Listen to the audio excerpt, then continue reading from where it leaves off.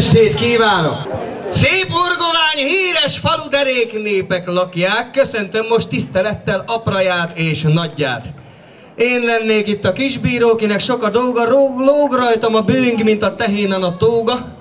Kérni fogom majd később a csőszpárokat ide sorba, de előbb meglepetésként kérem azt, akit utódomnak szánok erre a posztra. Gyere, fiam! Gyere, fiam, mondj egy jó szót! Na jó van, 2-3-at, de le ne játszd a színpadról édes jó apádat. Édesapám azt mondta, 2 pohár bor után szebb lenne a nyitótáncban szoknya nélkül a leány. Ennyi, fiam. Gyerekszáj, mikor kéne, sose zár. Kedvesem, látom, elég bosszúsan néz, úgyhogy én pironkodva befejezem mondókámat. Jó szórakozást kívánok! Ha lejöttünk a színpadról, fogadjuk a puszikat, köszönjük, hogy meghallgatták a Puskás Gyuszikat. Jó szórakozást!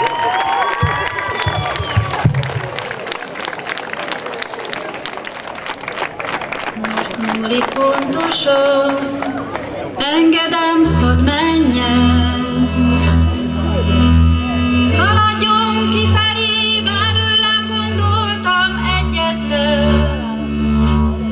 Nem vagy itt jó helyen, nem vagy való nekem. Villámlik, mennydörög, ez tényleg szerelem. Látom, hogy elsuhan